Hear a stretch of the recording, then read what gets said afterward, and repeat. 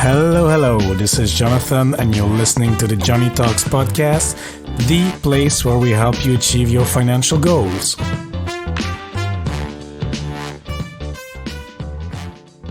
Hola amigos, hope you're having a great day wherever you are.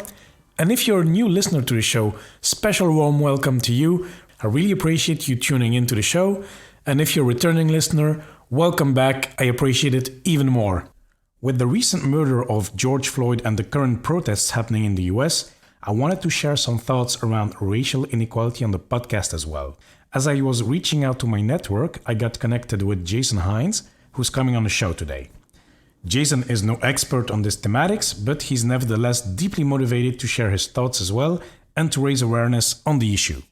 We will look beyond the current events and give answers, or at least parts of it, to the questions: how did we get here? Where does this systemic racism come from? Jason will take us on a short American history class dating back from slavery, the 1800s, up to today, and how racism has remained ingrained in the US society despite the Civil Rights Act achieved by Martin Luther King. We will also have a look at how financial literacy can play a big role in helping underserved communities and how we can all contribute to racial equality. This episode is for you if you want to take a deeper look at the recent racist incidents and learn more about how to contribute to a better understanding between communities. And this is an opportunity for me as well to raise awareness on the topic. So without further ado, let's hear the interview. Hello, Jason. How are you doing today? I'm doing fantastic. How are you? Yes, I'm very excited to have you on the show. So, Jason has been introduced to me by a common friend, Lee Huffman, from the We Travel There podcast, because I was actually looking for someone to discuss with me on the show about all the issues surrounding Black Lives Matter. This is a topic that is, I'm not black nor African, I'm brown, and I'm a Belgian guy, but the issue of racism has been present in my life. And I mean, with what has been going on lately and with the murder of George Floyd, I wanted to bring this on the show as well, to discuss this issue and to bring some financial perspective on this issue, on the problem of racial inequality. So Jason, again, welcome to the show. And so Jason, can you maybe just introduce yourself? Yes, absolutely. My name is Jason Hines, and I am living currently just outside of Nashville, Tennessee. Born and raised in the early years outside of Chicago, Illinois, in one of the suburbs out there called Lake Zurich, and then spent the majority of my life in Miami, Florida. Mm-hmm. Okay, and then, well, you are a person of color, so of course that's also why you're here. And then I wanted to hear a bit your perspectives following the murder of George Floyd. You know, it's quite impactful what happened because you've seen a man murdering a black guy in front of many people in broad daylight. It's not simply doing his duty. It goes beyond that. And, you know, with all the facts surrounding it, it's been something ingrained in him, this if he was just doing his job, okay, he would arrest him and suspect him and have him interrogated. But there he really pushed it forward. So what has led to this action, do you think? I really think that it's a function of just systemic racism. And, everyone really has to dig into that to see the issues that have led up to this point. It's kind of been a culmination. We have had bad police officers for a long time, but we've also had bad treatment for people of color, and in particular for the African American community. And this is something that goes back so much further than what people would originally think, especially because our generation is so detached from it. It's, when we look back on slavery and the chain reaction of events that happened from the moment that those first slaves landed in the United States, the story of people of color in the United States is a lot different than it is in other parts of the world. So when you see those images on TV, it's very hard for a lot of people to really understand wow, how did we get here? Mm-hmm. But it's just a matter of really looking at how deep the story goes and all of those steps along the way, even in the deconstruction of slavery as it was seen before, even in the repealing of different laws that were pushing racial injustice, even as we saw all the way up through the civil rights movement. There's been a lot of things that have happened that were put in place that when they peeled them back, they just peeled them back. We really didn't look backwards to say, now, how do we fix this? Because just turning it off isn't the way. Mm-hmm. So you mentioned slavery, and I mean, my American history is not that good. Is that then the 1700s or 1800s? Yeah, it's the 1800s. And just to be clear, our American history is not too good about it because, myself growing up here, I didn't hear much about the slavery times at all. What we heard was that slaves came here. It was a bad thing.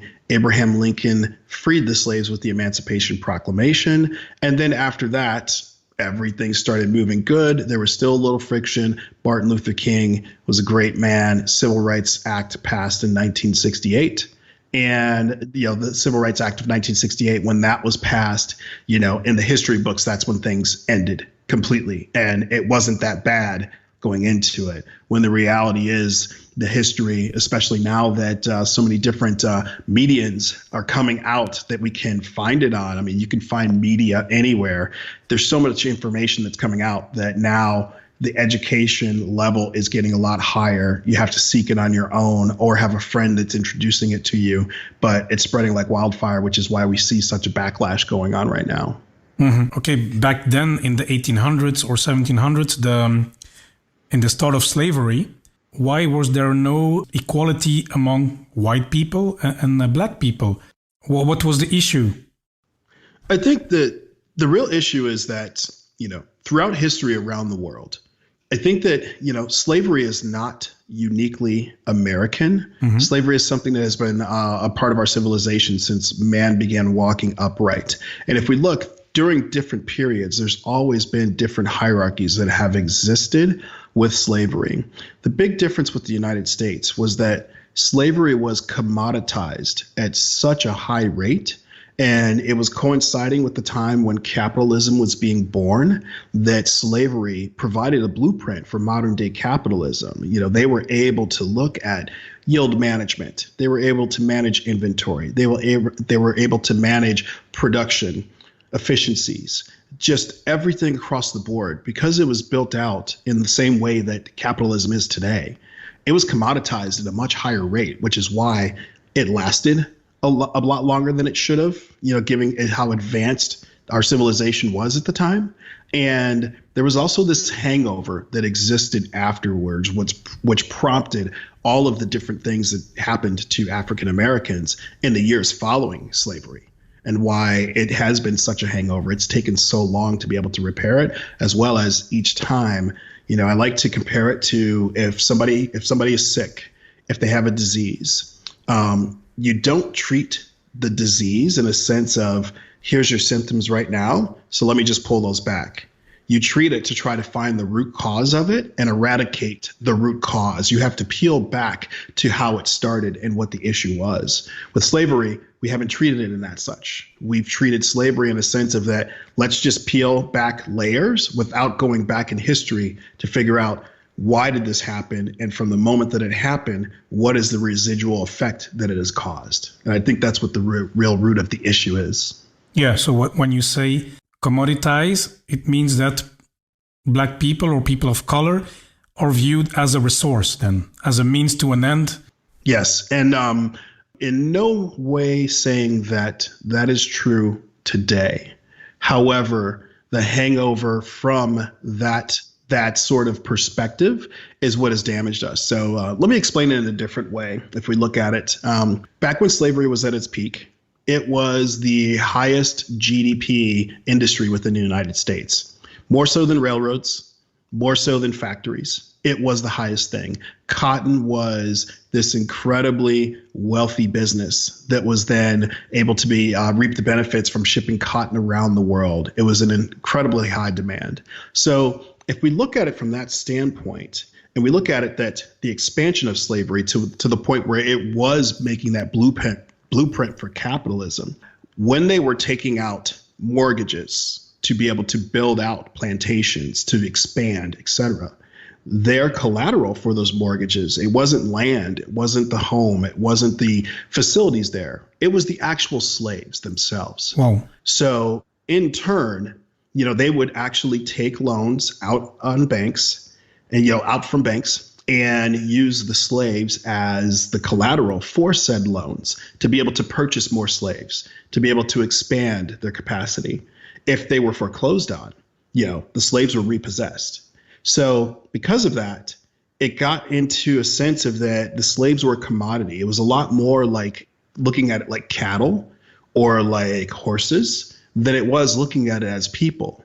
So the problem that ended up happening with that, you think of, like the conflicts that the United States has with a lot of the countries in the Middle East. Those conflicts are over oil. Let's just be real. Let's peel it all back. The conflicts are over oil. Okay. Back then, if we look at the Civil War, that conflict was over slavery. Slavery was the oil that is in the Middle East today. Yeah. So if we look at it from that standpoint, then it makes sense why the withdrawal away from that sort of ideology was so difficult for so many people to understand and to really just grasp and embrace. And that's why we've had this slow trickle out of it that has created these other problems along the way that have snowballed into what we have today. Mm-hmm. And then if we look then at the financial part of it, okay, today there's no collateral on slaves, at least in the US. There's no such thing anymore, but you were saying, you were using the word hangover. What are the difficulties today that people of color face with regards to finances? Well, it really stems back to, if we look at the layers as they were pulled off of what we had when we had slavery, the very first thing that we experienced right away was that free labor, in a sense of that it was free in a sense that slaves were not getting paid. It still cost the plantation owners money. It cost money for boarding, even though they were wretched conditions. It cost money for food, even though it was in wretched conditions. Like all of the basics that they needed in order to, let's call it stable, because that's the way that African Americans were treated. When that labor force was gone, then they had to figure out a way to replace that labor force, or at least get a little bit of it. In the Emancipation Proclamation, if it was listed that, a man is not free if they are incarcerated. So, different wording and everything. I don't know the exact language of it, but basically, if they were able to find ways to incarcerate large amounts of Black men, then they had a virtually free labor force again. So we look at, that was the beginning of the criminal system, the criminal justice system. Okay. And if we look at incarceration now is a massive industry in the United States, and it proportionately leans towards African Americans at a much higher rate. And if we started out back then with trying to incarcerate people for jaywalking, for loitering, for all of those different, very minuscule offenses, because we could then put them on what's called the chain gang, when they chain all of the people together and they're doing work, breaking rocks, picking crops, etc. If they were able to do it then right there we created a new industry that was getting outsized outcome off of the hard labor of Black people. So once that industry starts, then as we know how capitalism works, how the United States' history has worked, where it built into a superpower, we have now created an industry that is only going to grow. And even though it's not the same techniques that they're using to put people into it, even though it's not under the same guise that they're using, the United States, prison is a very big business today. So if we take that factor, that's a part of it. If we look at real estate, and they knew in the beginning that holding real estate is incredibly wealthy, and it generates wealth that will be passed on to your descendants. Every economic study, knows this is true. So when the Emancipation Proclamation was originally written, part of it was that all of the slaves, each slave family was going to get 40 acres and be able to get a mule, because the mules would not be needed after the Civil War was over. However, this was repealed back, and the people who had gotten those 40 acres, they basically had it repossessed. The people who hadn't gotten it, it got scratched off. So right away, the actual land was peeled back. So that's another one. Land has become the biggest industry that's out there. The original land was repossessed from the Native Americans. Well, let's not even say repossessed. It was stolen. That's a whole nother podcast about that. But the original land was taken from the Native Americans, and that has generated massive amounts of wealth, even down to people purchasing single homes on their own. So then you have that part of it. Then when you start having real estate available to be transactional, where it's something where you could actually purchase into real estate and then be able to use that to generate wealth. You're going to do all of your research. You're going to try to purchase in the right neighborhood and balance it with the right price, that the economy shows all signs that it's going to grow. Therefore, your investment will grow. There was a practice called redlining that was taking place in the, starting in the early 1900s and running all the way up through, I truly believe by my own personal experience that it ran all the way through the 70s and 80s. And redlining was just the practice of trying to section out where Black families would be allowed to either get loans or even be able to move into the neighborhoods. They would take the map and draw red lines around those sections so that they would keep the Black families from moving to the areas that were going to have the strongest economic growth. Because then people thought that if Black families moved in, it would be something that would drive down the property value. So the real estate agencies, the loan officers, and I'm pretty sure under advisement from, they're not going to know these areas as good as the local governments will. And everybody was all thinking down the same path. So I believe all three of them in cohorts would be the ones who would, make these decisions. So again, another industry that is created, that there are rules that are put in place, that the damage isn't shown the day after they sign it.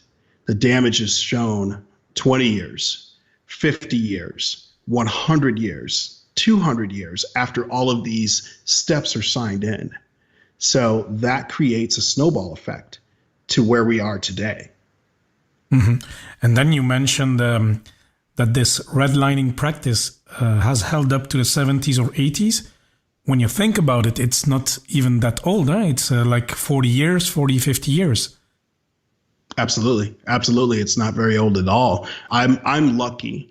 I'm incredibly blessed because my father and my mother took the step to try to break us out of the cycle. Mm-hmm. They didn't have much money.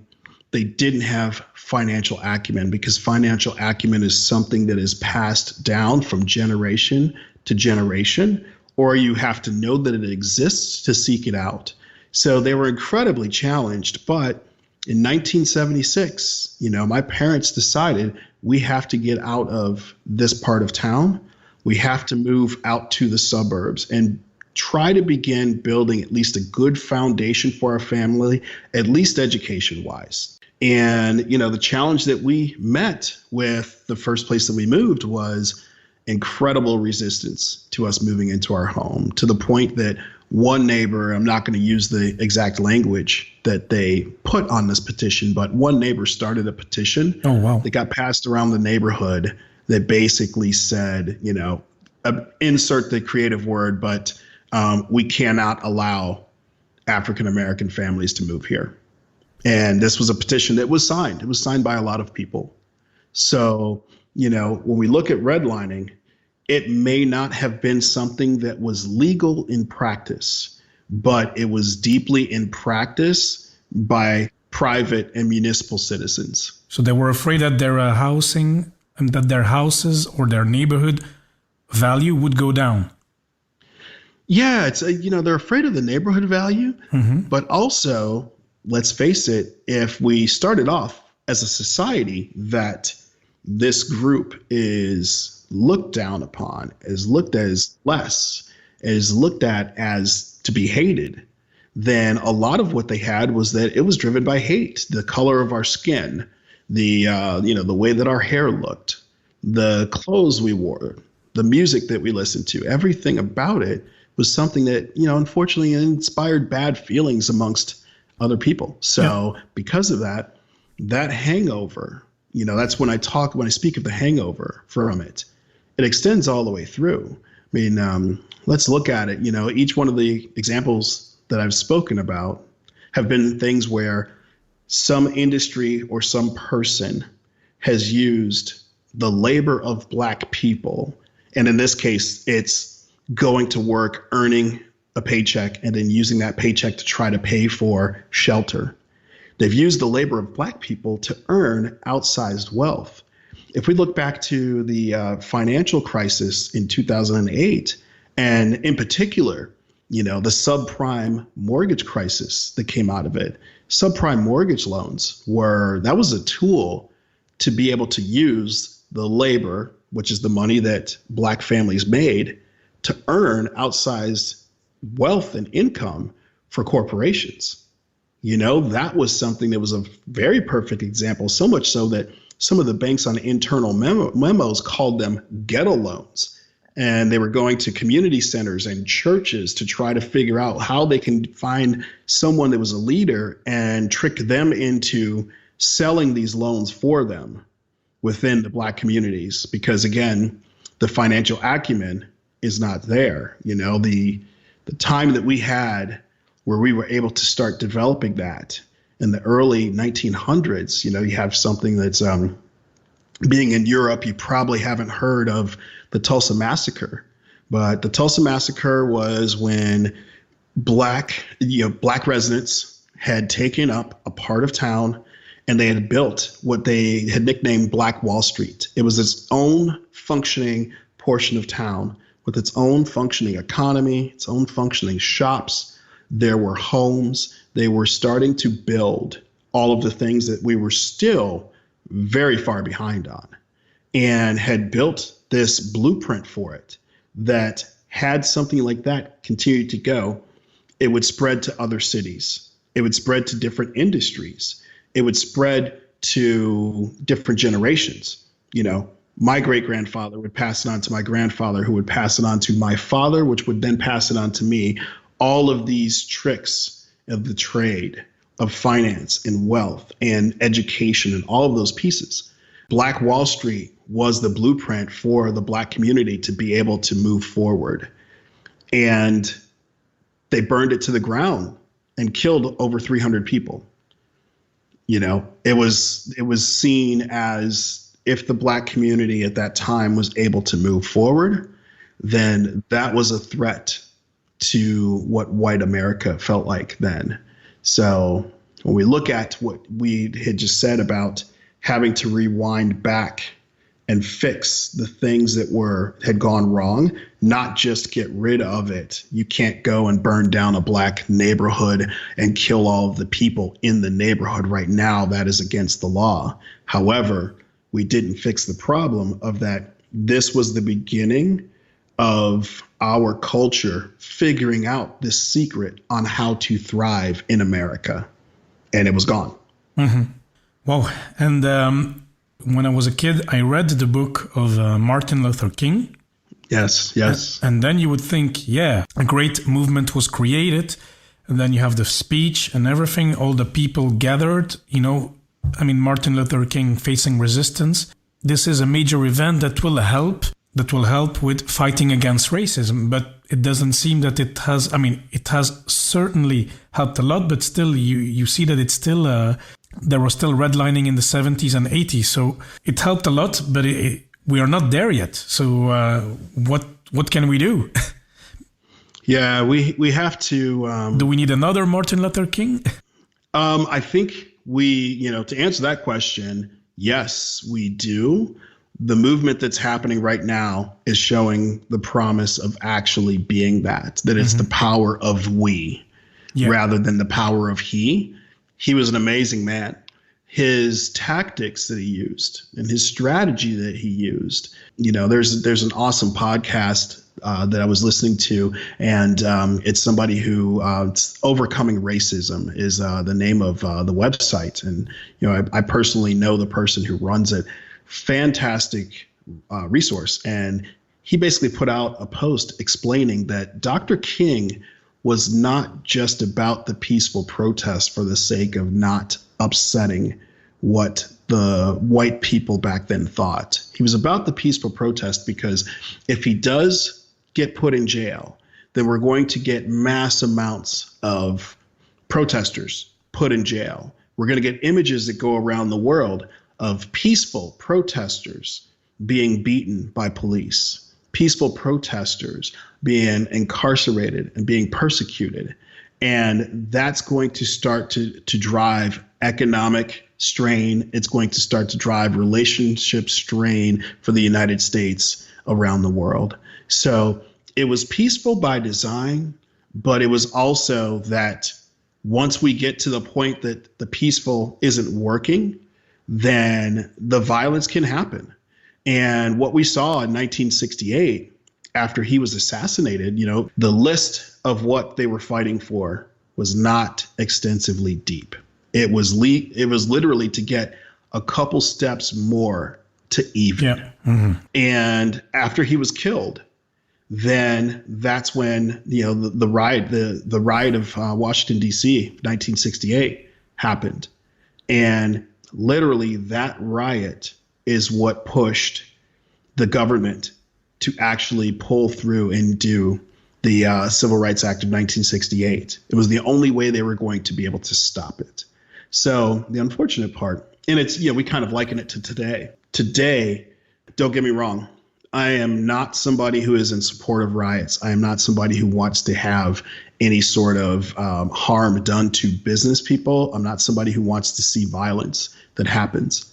However, throughout history, violence has always been the thing that has changed the tide when a group of people have been pushing for something that is pushing to get equal and they haven't been heard. And if we look at what happened back then, they didn't do the law until they basically didn't pass the act until the violence really erupted. If we look at what happened today, not that the violence was what changed it, but the violence definitely kept, the looting and everything that happened kept the news cycle to the point that massive corporations and, all of the city governments and all of the state governments had to listen and had to push reform. And it's floating around the internet right now. The list of all of the things, the action that has been taken since the unfortunate murder of George Floyd has been extensive, and I think that it took this cataclysmic event of, not just the murder of George Floyd, but the murder of Ahmaud Arbery, the murder of Breonna Taylor, the horrible racial incident that happened, the racist incident that happened in Central Park, where somebody called the police and said that a black man was threatening her life when he was actually watching birds. Just this string of events leading into it is what really made it that this ignited into something really big. And then the looting and the violence, it's up in the air as to who really started it, because there were so many different groups that were antagonizing that. Yeah. But it made the message of the protesters actually get amplified. So. Mm-hmm. And then, Jason, all these events, it's crazy. I think it goes beyond my understanding. I mean, I understand the frustration, the anger, the protest, but, and I've been a victim of racism as well. But when I think about it, racism, you're not born with it. When when I was 2 months old, I don't remember it, of course, but I probably wouldn't care if my friends at school in the kindergarten would be yellow or white or green or black or brown. I mean, when you're a kid, you don't think of this. it's very deeply ingrained. And is there a way that we can unlearn this hate? This hate, yes. Or this, what can I say? This hate, this racism.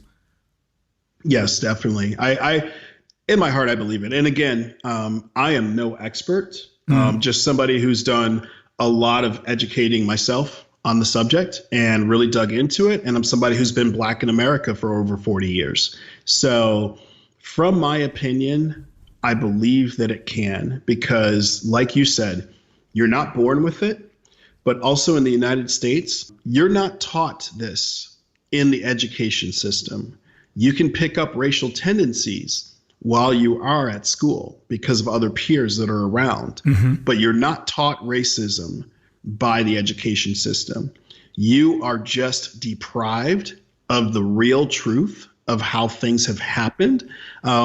Whether it's by design or not, I personally believe that it is, because it's a big, important chunk of our history that there is zero focus that's put towards it, other than a couple of mentions. You're not taught the real truth. And because of that, education system, with the education system, we just have to change. We have to change to address African American history. We have to change it to address racism and racial bias. We have to address those things in the education system, because we're fighting a fight against something that was created years ago, again, and has been something that's been passed down from generation to generation, and it's had the ability to amplify as of late, which is that generational racism. This is how my grandmother and grandfather thought, so my mother or father thought this way, and then it's passed down to me. Exactly. And if we're not careful, the next generation of children will have that as well. It's kind of like the Confederate flag, and that's a big contentious thing right now, because NASCAR, which is the biggest, let's call it South-based sporting organization. NASCAR is about the South, Confederate flags, things like that. They took a stance to not promote that anymore and not allow it on site. They never promoted it. I'm sorry, I misspoke there, but they took a stance to not allow it on site. Zero tolerance. And a lot of people are extremely angry because they keep saying that it's a part of our history, but it's a part of our history that was on the wrong side of history. It really was, because it was a coup against America, and it was a coup on behalf of keeping slavery. So it's on the wrong side of the history because of that. It's also on the wrong side of history because it was something that was brought back. It wasn't celebrated. It wasn't a big thing that was around for so long, because it only lasted, the Confederacy lasted 4 years. However, it was brought back in attempts to reignite racism back in the 1950s. So things like that gets passed on from generation to generation. We have to chop those off, and the only way is to combat that with having education that does the opposite. It starts to rewind back to where the problem started and starts to solve that. And in my experience of racism, sometimes, when you're a kid or a teenager, it hurts. It's not nice. It's not fair. You get comments, you get remarks or whatever. Okay, but then you build a shell. Okay. Yes. You build a shell and you can fight that off. And then, you become a bit smarter, and then you realize actually, but in the end, racism, it's a lack of education. It's ignorance.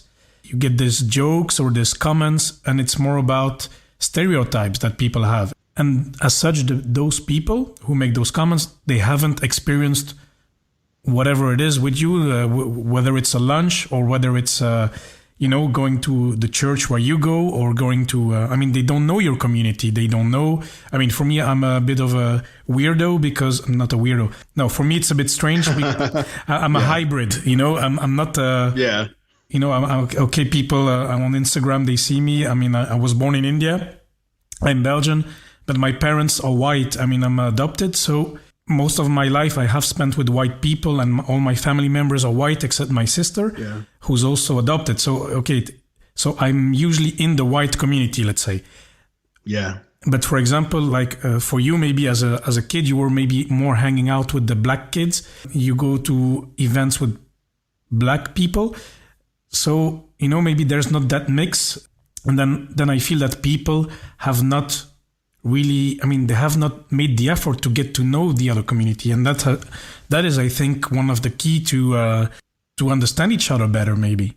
Yeah, absolutely. Absolutely. Mine was actually, it was closer to yours than you think, because I was in the black community when I was younger. And then when I was 5 years old, my parents moved us out to the suburbs and took that chance. The problem is that, like you spoke about, being able to build the shell, being able to not let those things defeat you. When you do encounter racism, you just strap up your boots and you just soldier on. You make sure to get past it.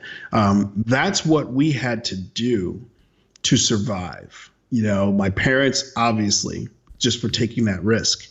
My brother, my sister, and I, we had to do it just to literally get through, because, quite simply, it's a matter of life and death. You never know when it's going to be that situation that if you fight back and you elevate it, then that can be when you're gone. So you build up this shell to be able to resist it. So I was somebody who built up the shell as well. My family, all of my cousins, everyone lived in the black neighborhoods. And I knew, I got a chance to experience that growing up. But then also within school, within where we lived, was the white neighborhoods. And I even had a lot of black kids that, a lot of black kids used to make fun of me because they would say I was too white. And again, yeah, believe it or not, that's a thing. And it really is a thing. And I used to get super defensive. And then I would build up a shell and not worry about it. And then I would just say, well, what, I'm going to do my own thing. And as much as the people who have a racial bias that don't think that they do, but they clearly do, I'm at fault for having a shell and trying to block out as if it doesn't matter because it's not affecting me. Because this has been something that's been going on, and rather than walk away from it and keep it to the side, for years, I should have been fighting it. I have a unique perspective because I could decipher it a lot better. Like, I'm amongst a lot of the people who think that, they feel very comfortable and start to have biased tendencies. And I can speak against that, and I can actually educate them. I can reach them, pull them across to a conversation to say, hey, let's just digest what you just said or what your ideology is. And now let's pull that back. So I'm at fault for amplifying the problem as well, which is why right now I'm dedicating so much time and energy to just spreading what I know. And again, I'm not an expert, but what I know is a lot of the very good, incredible resources of where to find out what's really happening. I want to spread to everyone. What I know is how you can get in the know as well as be able to understand the story, because it's so much deeper than what's happening with the police, so much deeper than what has been happening with subprime mortgage loans and everything. It really is something that we have to go back and deconstruct how we all got here, so that I can help educate you on, here's why your side, most likely the wrong side of this, but here's my story. Now, here's the background to yours that you don't even know about. Now let's talk about it. That's what we need to do now. Yeah, absolutely. And then, Jason, I wanted to ask you, now you're married to a white person. Yes, I am. So your wife is white. And I was just wondering, how do you see the difference in what I want to go to is the financial privilege that she had versus yours? Yeah, absolutely. First and foremost, we both are learning so much about each other's culture from each other, but also we are learning so much about ourselves and how we have functioned and perceived in the culture. I don't like to use the word white privilege personally, because I don't want to use a word that is going to potentially derail a conversation with someone that I can have a really good conversation about this with, and when they feel that they're accused right off the bat. I like to say that, from a black person's standpoint, I'm talking about the Black disadvantage that is created by this entire system. Mm-hmm. And then let's talk about it, and let me help you to be able to figure out what sort of biases or what sort of advantages that you had. And that's a better way for to have the conversation. My wife right away is just like, white privilege is real. I have it. If you're denying it, you're crazy. You know, and I just tell her, I'm like, that is for you as a white person to be able to say. Yeah. And that is for you as a white person to be able to try to get through to people. You may have a better way of doing it, but she's very much in touch with, this is the way that things have been different. For us, from a financial standpoint, I never learned. You know, my great grandparents were the first generation that were not slaves. You know, then my grandparents were the first generation that were just trying to homestead, trying to be able to build within this life. My father and my mother, they were the first generation to literally go to college, but going to Black colleges because they weren't allowed to go to the other colleges without severe repercussions that happened to them. And they were able to just barely squeak out of that because of just the racial tensions that were going on in the 1960s. So if you fast forward it all the way through, my parents were lucky to get a mortgage on the first home that they got. They were lucky to get a mortgage on the second home that they got. They were fighting to get a mortgage and struggling to get through on the third home that they purchased. They had no residual wealth that was building up off of all of those, because literally when they first bought houses in the 70s, they just were not giving good loans. So combine that with the fact that, you know, my father suffered racial bias at work. Of course, did not get promoted for a lot of the times that he should have. Mm-hmm. Of course, did not get the opportunities. This was the 70s and 80s. That's the way that things worked. You had to be so much more exceptional to get beyond it. Mm-hmm. So all of the things that we had talked about earlier in the conversation are all playing out here. And the financial acumen was just never anything that I learned. It was never anything that I got passed down. I got passed when I went away to college. I got passed like 5 credit card offers, but I was a kid who never had money. So I was in the hole. I was in the hole super deep. When I met my wife, I dug myself out of the hole, and I thought, wow, I'm doing great because I only have a small credit card balance of a couple $1,000s, and I live in a nice neighborhood, and I drive a nice car, and you know, I'm putting like, you know, $100 here, $200 there into savings, and I thought I was doing great. And when we first really started combining our lives, she said, we're going to have to peel back the books, and I need to know what's going on with you. I was like, sure. I felt great. I was like, here's what it is. And her jaw hit the floor. She was like, what are you doing? You know, she was just like, whoa, what do you mean you're carrying a balance on the credit cards? You know, she's like, what is it? Oh my gosh. You know, and she literally we agreed that I was going to take over marketing for our relationship. You know, I was the one who was marketing us to all of our friends and everything. She was the one taking over finance and operations, because she's like, clearly I've got a better base for this than you do. And, you know, the time that we've been together, you know, we've been married for 6 years.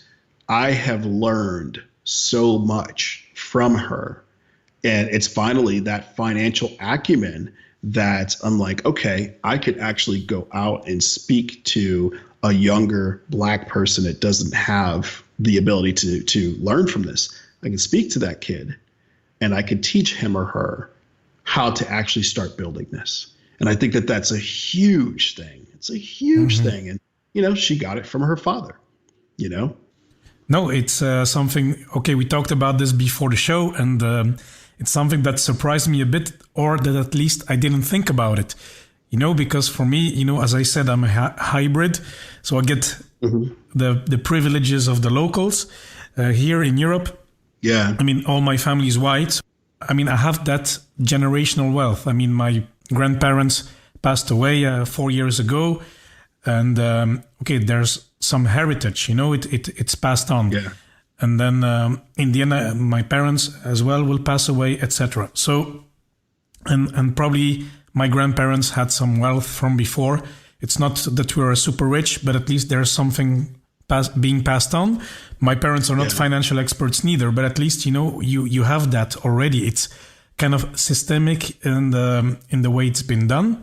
So that's great. And then the thing is with the knowledge, with the credit card balance and your wife, okay, it made me smile when you told this. And then I'm thinking, but, for me, I never had credit card balance just because probably I was raised in a culture where we don't do credit cards here. I mean, we pay in full, or we use a credit card for a trip, but we have that money already, or we are ready to pay the months afterwards. So we don't have that either. And then, then when you tell me just a couple of years back, I had this credit card balance or this, I was not as knowledgeable as my wife, then I'm thinking, oh, wow, that means that there's a lot of people who still do not have basic financial acumen. Yes, 100%. It is beyond not having basic. They have the opposite, which is destructive financial despair. They have destructive financial habits because everything feels like it is just something that is just so, it's so important to just be able to have these things that would be considered basics, but they're not. It's so important to have cash on you or be able to somehow generate that cash without generating it. We just don't know. I mean, I'm an open book and I don't mind saying it. I had built up credit card debt that was, let's call it higher than 20,000 when I was in my, my late 20s and early 30s, because literally the way the system is set up to be able to trap people in, I got trapped.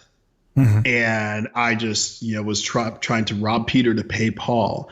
I was stuck to the point where I was having to just keep paying. And minimum balances.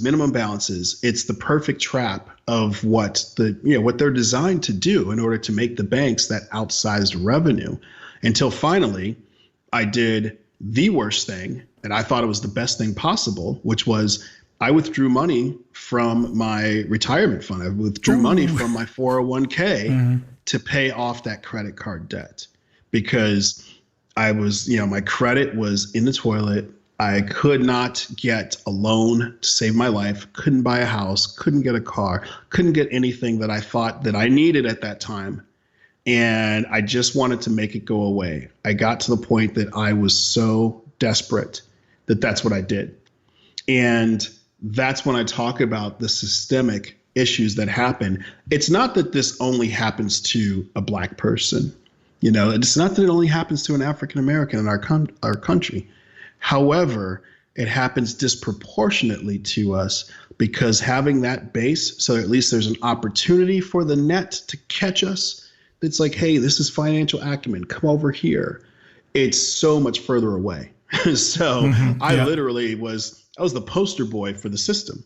And I was just like, whoa, okay, cool. I just pulled out of my retirement and, I paid it off. Problem fixed. I felt great. Yeah, problem fixed. And it was absolutely horrible. So yeah, that's where we really need to make a difference and see how we can change it for the next generation. Like, the strategy needs to be for the future. Like, my generation right now, and even the generation that is right behind me, we're doing damage control, and we need to mitigate losses right now and fix the problems that are current, but start building the strategy towards being able to, within the next couple of years, start the ball rolling on changing it for the future, for the next generation.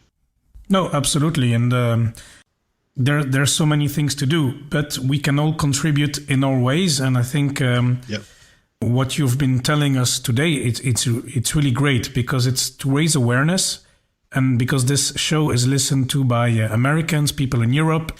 There are Black people listening, there are white people. I think most people are white, but it's about raising awareness and, bringing the history, a little bit of history that you brought. It's great, and raising awareness. Even to me, I didn't know many things, and I think that's one step. And then I think it's as well, it's constant effort, like trying to connect with your neighbor, trying to understand this person of another culture, and maybe a black person, a white person, trying to get activities together.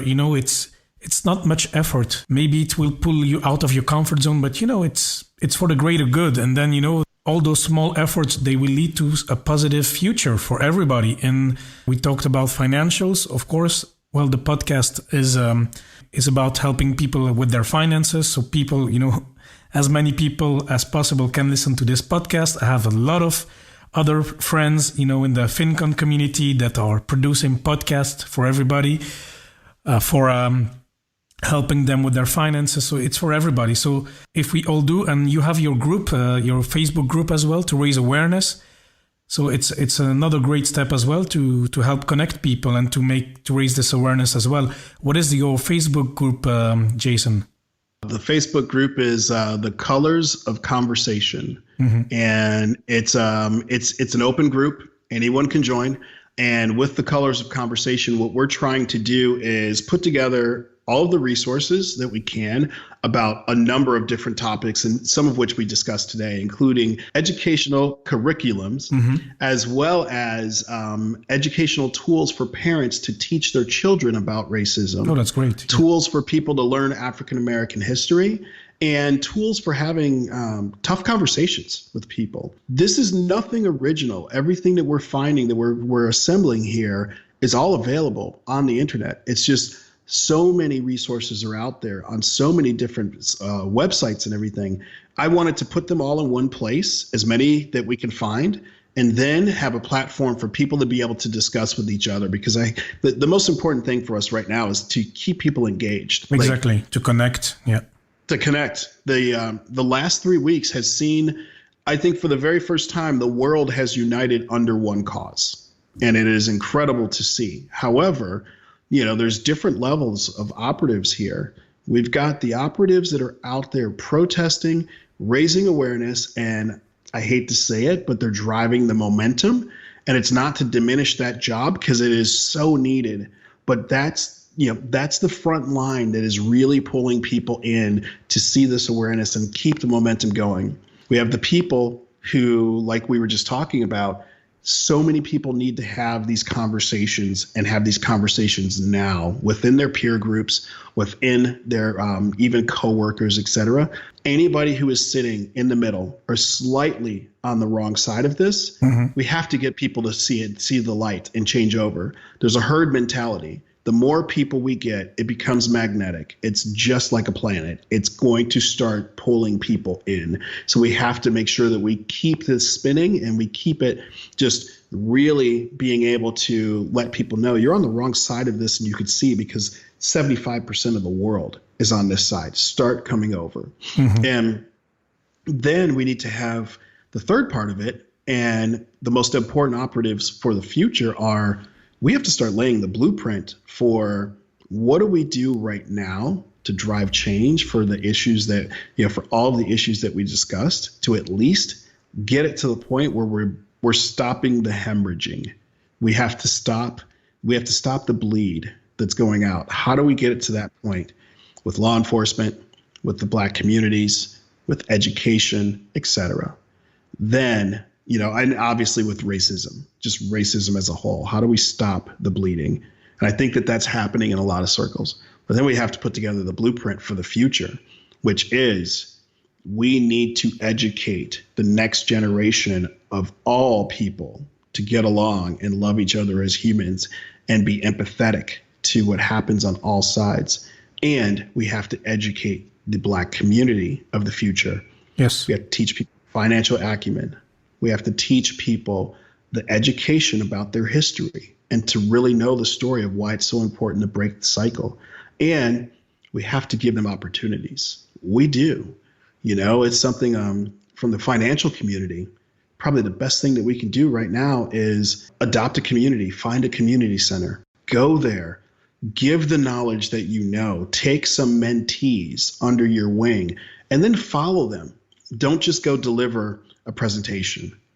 Go make 2 or 3 really good relationships with somebody who is a young, influential mind who is 14 years old, and stay connected and follow their progress. through college. We all know, for all of us that have made it to the other side of that, when you look at your credit score and your credit score is over 800, you're like, zing. When you're looking at like your retirement and it's just ticking up and everything, like you're doing a happy dance and just afraid to spend money on anything outside of that. It's infectious when you start seeing success on that side. Yes. And I think that we can take young minds and start teaching them that right now, because if they're learning, then they're going to be able to go back and tell others in the community. Exactly. They're going to be able to share that. So I think it's super important for us to get that blueprint in.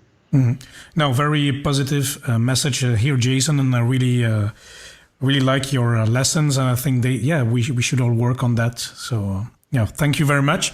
And then Jason, we've come at the end of the show. And as you know, we always have our 3 quick fire questions. Here we go. Yeah, you ready? I see. So number 1, Jason, what has been your best investment so far? Oh my gosh, my best investment so far has been, and it hasn't been a financial investment per se, but it has been my time of investment of learning and just never stopping to learn, like just continuing to dig in, regardless of what it is, making myself a better person from that side. Financial investment, it's been real estate, 100%. Purchasing my first home felt absolutely amazing. And we're on our 4th home now, and just learning how you can let your money work for you. That's been by far the best investment. Oh, excellent. You really broke out of the cycle, I hear. Yes, I did. Okay, so question number 2. What is the best book you can recommend to anyone? And it does not need to be a financial book, Jason. Okay, this was recommended to me by a very good friend of mine. It's called The One Thing.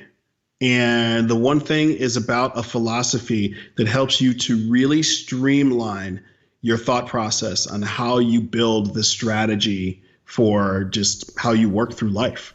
It's really about focusing in and making sure to prioritize that one thing in each of those sectors of your life before you do any other work. Mm-hmm. And it has changed the way that I work. It really has. It's made me so much more efficient because I'm getting rid of the things that don't matter as much, or being able to push those things to the side and say, hey, person who needs this, let's just get on the phone for 5 minutes and talk it out, because I've got to get to my one thing that I have right now. So yeah. Very, very, very big. Okay, sounds like I could use that book as well. So very good recommendation. Then last question: what is the best purchase you've made for under $100? Oh my gosh. Okay, this is gonna sound horrible, but battery chargers. Just having access to information when you need it. I've got a brick battery charger that is absolutely outstanding, and it saves me. It allows me to charge my phone. It allows me to charge my laptop. I want to stay connected. And obviously with COVID, it's been getting a lot of dust because we're sitting at home. But, normally I travel a lot. And because of being on the road a lot, I try to do as much work as I can prior to getting home. So I work on the planes, I work in the airports, I work anywhere where I can figure out a spot. And my battery charger has been the savior. It really has. Yeah, and don't be afraid. I mean, I've heard other guests mention Google Drives or batteries or having backups. It's all important stuff. It's inexpensive, but it can save you a lot of hours of headaches. Absolutely. Okay, very good. Well, Jason, so you mentioned your Facebook group. Any other ways your people can connect with you? Yeah, very easily. Find me on Facebook or on Instagram, MixRideJ. Find me on LinkedIn under Jason Hines. I am always open to having a conversation with anyone, and I'd love to hear from people. And as we're pushing forward with really building this out, again, I'm not the expert. I'm not leading the charge, but I'm just somebody who's trying to facilitate conversations and facilitate connections so that people can really stay involved and engaged. Yeah, no, very good. I'll link all your information in the show notes. And now, Jason, thank you very much for bringing on your knowledge, your experience. And I think, it's a really positive message, and it's it was unexpected to have this financial component with it. Was not what I had in mind, but when we talked, and I thought it's even better, it's even more in line with the show. So why not? I mean, how racial inequality puts some communities above others financially instead of others. It's all linked together. It's crazy. Yeah, it really is. It's so linked together. And Johnny, I appreciate you having me on and just connecting with me on it, because especially in the financial world, it's such an important thing for everyone to know the history. I would like to say a couple of resources to help out, and probably the best one is Netflix has a show called Explained, and one of the episodes is the racial wealth gap. That is the perfect first place to dive in if you are a financial person to really understand how we got to this point. So that'll be a good one for your audience. Well, I think it will be a good one for me, so I'll have a look tonight. Okay, awesome. Okay, very good. Okay, Jason, thank you very much, and I'll speak to you soon. Okay, take care of yourself. I really hope that this episode helped you to take a deeper look at the current events surrounding racial inequality in the US. I certainly enjoyed and learned a lot from Jason today. And now, before we head off, here are the quick takeaways for today. Number 1. Racism is not new and finds its origins back to the slavery period, the 1800s. Number 2. Slavery was commoditized, meaning people were used as resources, at a high rate at the same time as capitalism was born. This, in turn, created the blueprint for today's systemic racism. What we are witnessing today is the hangover, as Jason calls it, of more than 200 years of that systemic racism. Number 3, real estate is a powerful way to pass on generational wealth, but if you're deprived from it at first with practices such as redlining, how can you pass on that wealth then, Number 4, we are not born racist, but we need to be told the truth.